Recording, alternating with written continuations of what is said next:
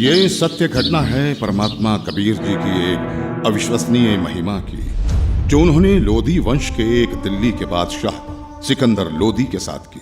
सिकंदर लोदी दिल्ली के तख्त पर काबिज एक ऐसा बादशाह जो जबरन लोगों का धर्म परिवर्तन कराता था। ये सत्य घटना उस समय की है जब दिल्ली के बादशाह सिकंदर लोदी को जलन का रोग हो जाता है। बादशाह का शरीर जला हुआ दिखाई नहीं दे रहा था, लेकिन पीड़ा इतनी थी कि जैसे शरीर को अग्नि से जला दिया गया हो। इसके लिए पूरे भारतवर्ष के हिंदू और मुस्लिम धर्म के सभी पंडित, काजी, वैद्य, हकीम भी उपचार कर करके थक चुके थे।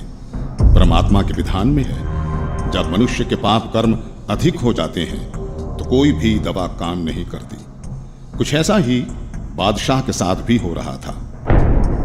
शानदार। अल्लाह के फजल से ये दवा जरूर हमारे जलन के रोग को ठीक कर देगी, इंशाअल्लाह। राजा सिकंदर लोदी ने सभी प्रकार की औषधि सेवन की, बड़े बड़े वैद्य बुला लिए गए, लेकिन बादशाह पर कोई भी औषधि काम नहीं कर रही थी। यहां तक कि सिकंदर लोदी ने उन्हें ठीक करने के बदले मुंह भोला इनाम भी रख दिया था, लेकिन सर्व उपाय निष्फल ही रहे। बादशाह सलामत, अब आपकी तबीयत कैसी है? पीर जी, हमें जरा भी आराम नहीं हुआ। बाहर से नहीं दिखता, लेकिन पीड़ा इतनी अधिक होती है कि जैसे किसी ने हमारे शरीर को जला दिया हो। बादशाह सलामत, हम सभी ने आपको वो हर दवा दी है जो ऐसे रोग में दी जा सकती है। बादशाह सलामत, लगता है ये कोई लाइलाज बीमारी है जिसका ठीक होना नामुमकिन है। गुस्ताखी माफ बादशाह, अगर आपकी इजाजत हो तो हम आपसे कुछ कहना चाहते हैं, क्योंकि हम सबको ये पता है कि आपको ये लाइलाज रोग अल्लाह की मर्जी से हुआ है, तो इसका इलाज भी हम वैद्य नहीं बल्कि कोई पहुंचा हुआ संत फकीर ही कर सकता है। और हम ऐसे ही एक सिद्ध महापुरुष को जानते हैं। कौन है वो? काशी में कबीर नाम के एक महापुरुष हैं। हमने सुना है कि उन्होंने बहुत सारे लोगों के कष्ट दूर किए हैं। उनमें मुर्दे तक को जीवित करने की शक्ति है। बादशाह सलामत, अगर वो रहम कर दें तो ये रोग एक लम्हे में खत्म हो सकता है। मौलवी साहब, आप कैसी बातें कर रहे हैं? इतने बड़े बड़े हकीम और वैद्य जो रोग ठीक नहीं कर सके, वो भला एक कबीर कैसे ठीक कर सकता है? हमें तो लगता है कि अब हमें इस रोग के साथ ही आखिरी दम तक जीना पड़ेगा। अब तो जीने की चाह भी खत्म होती जा रही है। गुस्ताखी माफ करें जहांपना, लेकिन कबीर जी कोई साधारण पीर नहीं है। वो चाहें तो कुछ भी कर सकते हैं। ठीक है, हमारे काशी चलने का बंदोबस्त किया जाए।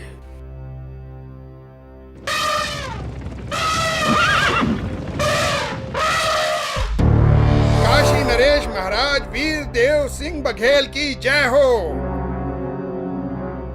कहो दूत, क्या संदेश लाए हो? काशी नरेश, बादशाह सिकंदर लोदी इस समय अपने जलन के रोग के कारण बहुत परेशान हैं। उन्हें बताया गया है कि यहाँ कबीर नाम के एक महापुरुष हैं जो बादशाह के जलन के रोग को ठीक कर सकते हैं। इसीलिए बादशाह जल्दी ही काशी पधारने वाले हैं। ठीक है, संदेश भिजवा दीजिए। हमें बादशाह के आने का इंतजार रहेगा। महामंत्री जी, बादशाह के स्वागत की तैयारी की जाए। जी महाराज।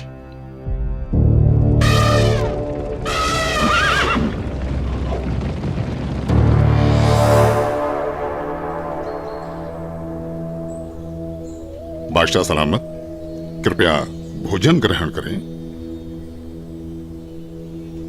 वीरदेव, मैं तुम्हारी खातिरदारी से बहुत प्रसन्न हूं, लेकिन मैं कुछ भी खा नहीं सकता। मैं अपने जलन के रोग से बहुत ज्यादा परेशान हूं। इस समय पूरे जहां में हमसे ज्यादा दुखी कोई नहीं।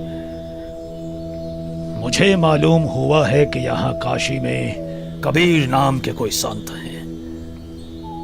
आप उनके बारे में जरूर जानते होंगे, इसलिए मेरी ख्वाहिश है कि आप हमें कबीर जी से मिलवाओ। सुना है इस पृथ्वी पर केवल वही एक हैं जो मेरे इस रोग को ठीक कर सकते हैं। वरना अब केवल आत्महत्या करना ही बाकी रह गया है। बादशाह सलामत, अब आप बिल्कुल ठीक जगह आ गए हैं। निश्चय ही अब आपका जलन का रोग ठीक हो जाएगा। ऐसी क्या खास बात है उन कबीर में, वीरदेव? हे दिल्ली के सम्राट, कबीर जी कोई साधारण व्यक्ति नहीं है, बल्कि भगवान खुद ही कबीर जी के रूप में आए हैं। यदि कबीर देव जी की दया दृष्टि हो गई तो समझो आपका कष्ट हमेशा हमेशा के लिए दूर हो जाएगा। इंशाअल्लाह। वीरदेव, अगर ऐसा है तो जल्द से जल्द उस संत को हमारे पास लाया जाए। आपका आदेश सर आंखों पर बादशाह सलामत। लेकिन मेरी अर्ज है आपसे। बेफिक्र होकर कहो। बादशाह, कहते हैं कि संत को कभी आदेश देकर नहीं बुलाना चाहिए, और कबीर प्रभु जी तो संतों के संत हैं। फिर भी यदि हम उन्हें आदेश देकर बुलवा भी लें और उन्होंने आपके रोग को दूर करने की कृपा ही नहीं की, तो फिर उनका आना ना आना एक समान होगा। आप दिल्ली के सम्राट हैं, किंतु बादशाह, मेरे हिसाब से कबीर परमेश्वर जी को बुलाने की बजाय खुद चलकर उनके द्वार पर जाना चाहिए, उनके आगे नतमस्तक होना चाहिए। तभी संत प्रसन्न होकर अपनी कृपा बरसाते हैं। इसलिए मेरा अनुरोध है कि हमें खुद ही कबीर प्रभु के पास चलना चाहिए। बाकी आप जैसा आदेश दें।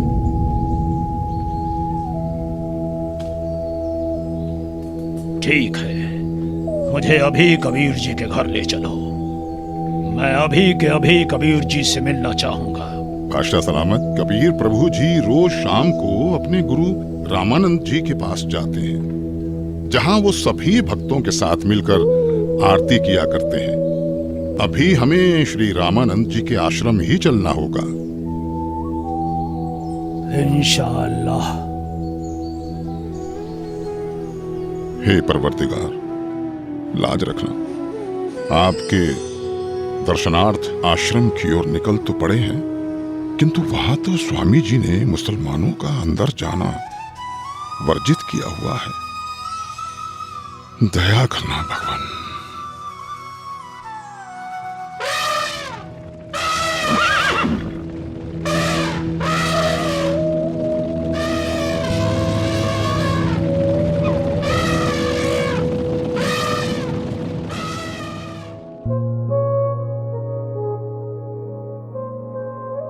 हे भक्त, क्या कबीर जी आ चुके हैं? अभी नहीं आए हैं राजन, आने ही वाले हैं। इस समय वो अवश्य आते हैं। कोई बात नहीं वीरदेव, चलो अंदर आश्रम में बैठकर कुछ देर इंतजार कर लेते हैं। जी बादशाह सलामत।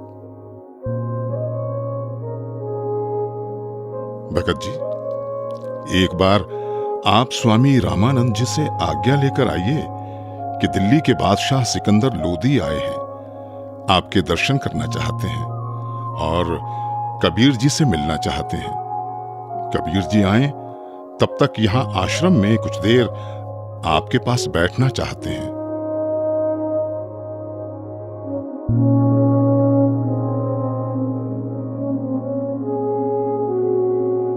प्रणाम गुरुदेव। गुरुदेव, काशी नरेश वीर देव सिंह और दिल्ली के बादशाह सिकंदर लोधी आए हैं।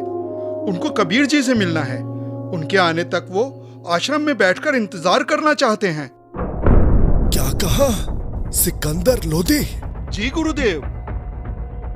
उन मांस खाने वाले पापी मुस्लिम मलिच्छों के लिए यहाँ आश्रम में कोई जगह नहीं। कह दो उसे कि बाहर ही इंतजार करे।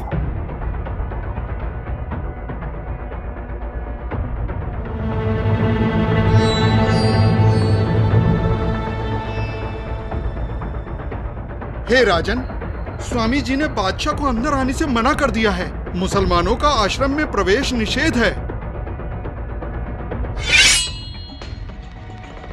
हम मलेच्छ हैं तो कौड़ी का ऋषि अगर हमें ऐसा कह सकता है, दिल्ली के बादशाह को ऐसा कह सकता है, तो आम मुसलमानों को तो न जाने क्या क्या कहता होगा। माफ करें, पर आप अंदर नहीं जा सकते। बादशाह शांत हो जाइए, रुक जाइए। हटो यहां से।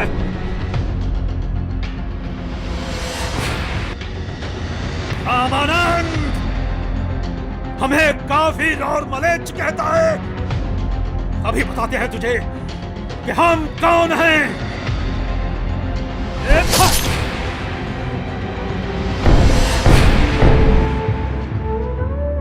हे कबीर प्रभु, ये क्या किया आपने? अनर्थ हो गया बादशाह सलामत, अनर्थ हो गया।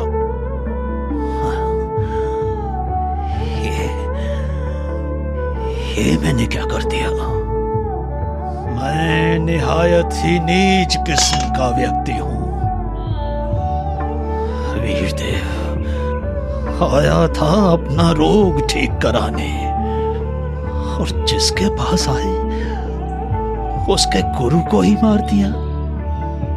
या अल्लाह, कितने गुनाह किए हैं मैंने, माफ कर दो मुझे। वीरदेव यहां से वापस चलो। कबीर जी अब कभी मेरे रोग को ठीक नहीं करेंगे। अगर मैं उनके सामने रहा तो वो जरूर मुझे बद्दुआ देंगे।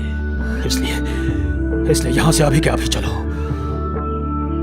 जैसा आपको सही लगे बादशाह, चलिए। कबीर प्रभु जी सामने है बादशाह सलामत। दो राजा एक साथ? काशी नरेश और दिल्ली के बादशाह का इस गरीब के पास कैसे आना हुआ? कहो, कैसे आगमन हुआ?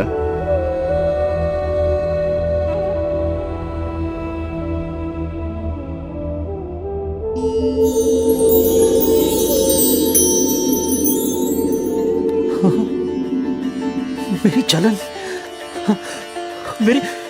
मेरी जलन तो ठीक हो गई।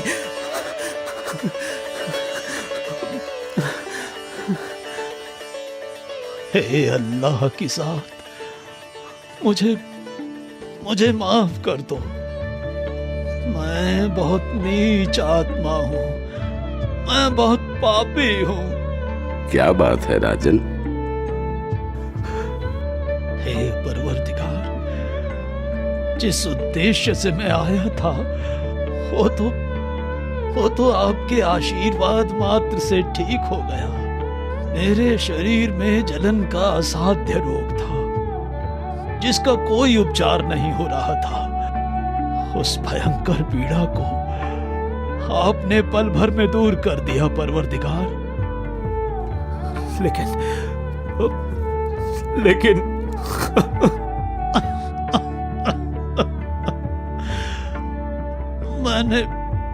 मैंने एक जुल्म कर दिया। मुझे माफ कर दो परवरदिगार, मुझे माफ कर दो। आप इतने दुख से भरे हुए और डरे हुए क्यों हैं? भगवान, हमें माफ कर दो मुझे। ठीक है, मैंने माफ किया। नहीं परवरदिगार, आप मुझे माफ नहीं करेंगे। राजन, आप व्यर्थ में व्याकुल ना हो। मैंने आपको माफ कर दिया। बताओ क्या हुआ? मुझसे एक निहायत ही बड़ा अपराध हो गया है। अगर आप उस अपराध को सुनेंगे तो आप मुझसे खफा होकर मुझे बद्दुआ देंगे और मैं फिर से वैसा ही हो जाऊंगा जैसा यहां आया था। इसलिए मैं खौफजदा हूं। आखिर ऐसा क्या हुआ है बादशाह? रामानंद जी ने काफी तीखे अल्फाज बोले और मेरे पर पहले से ही बादशाह होने का नशा हावी था। मुझे गुस्सा आ गया और मुझसे उनकी हत्या करने का अपराध हो गया। मालिक, आप तो खुद ही अल्लाह की जात हो, सबके जहन की बात जानते हो। बादशाह, सच तो ये है कि कोई किसी को नहीं मारता। स्वामी जी की मौत आज होनी थी और आपके हाथों से ही होनी थी। ये पहले से ही निश्चित था। कोई बात नहीं, मन को दुखी मत करो। जो होना निश्चित था हो गया। लेकिन अब ऐसे मत जाना, स्वामी रामानंद जी का अंतिम संस्कार करवाकर ही वापस जाना, नहीं तो प्रजा आपको बहुत बुरा भला कहेगी।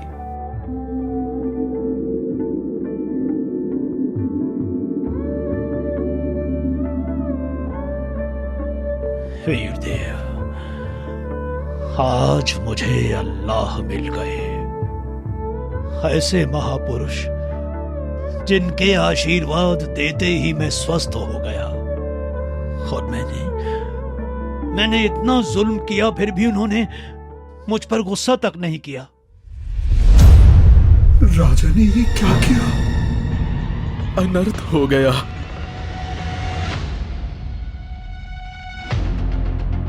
कबीर जी आ गए।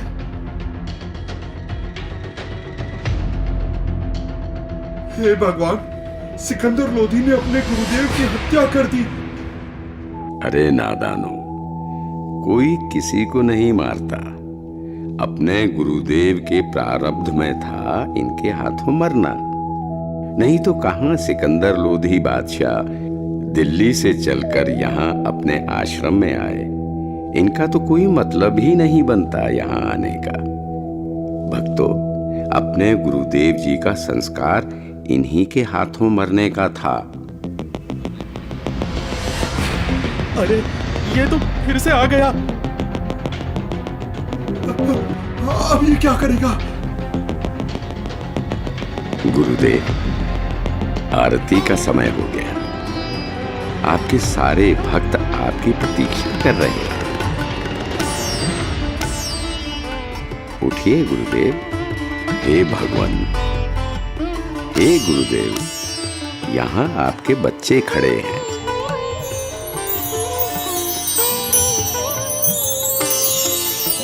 भगवान, बंदी छोड़ कबीर साहेब की जय हो। बंदी छोड़ कबीर साहेब की जय हो। हे कबीर देव जी, ये मेरे शरीर के आधे हिस्से से खून और आधे हिस्से से दूध कैसे निकला? क्या राज है इसके पीछे? गुरुदेव, आप तो परम ज्ञानी हो, आपको तो सब पता है।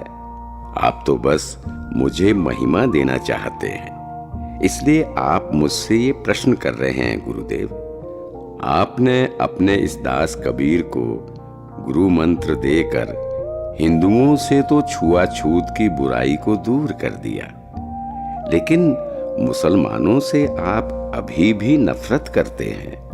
गुरुदेव, कोई भी जाति, धर्म, मजहब बुरा नहीं होता। लोग बुरे हो सकते हैं, हम उन्हें सही रास्ते पर ले जाने ही आए हैं। हम उनकी बुराई को दूर करेंगे, ना कि उन्हें खुद से दूर करेंगे। आप अभी तक मुसलमानों से नफरत करते हो, आप मुक्ति प्राप्त नहीं कर सकोगे।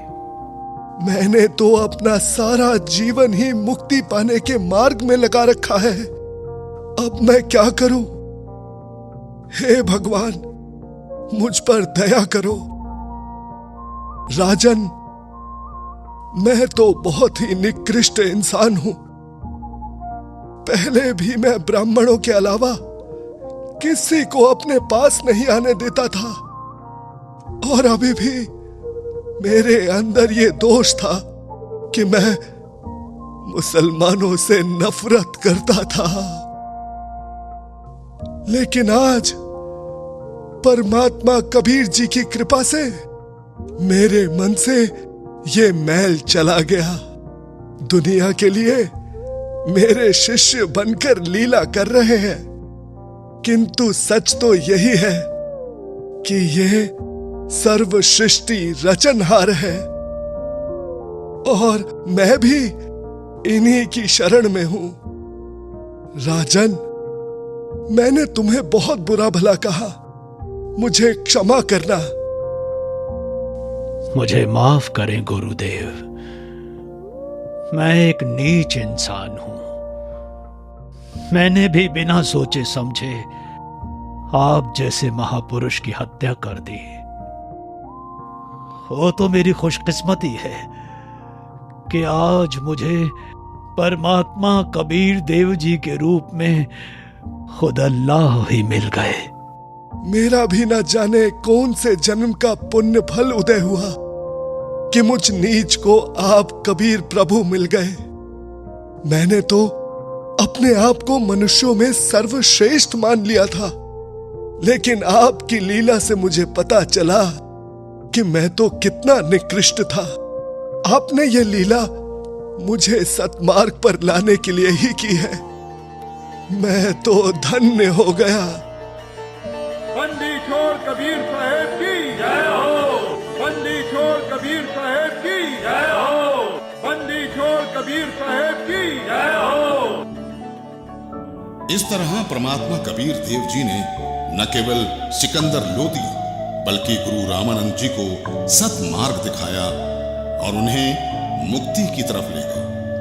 ये अनमोल ज्ञान जगत गुरु तत्वदर्शी संत रामपाल जी महाराज के सत्संगों का अंश मात्र है। संपूर्ण आध्यात्मिक ज्ञान के लिए सुनिए संत रामपाल जी महाराज के मंगल प्रवचन।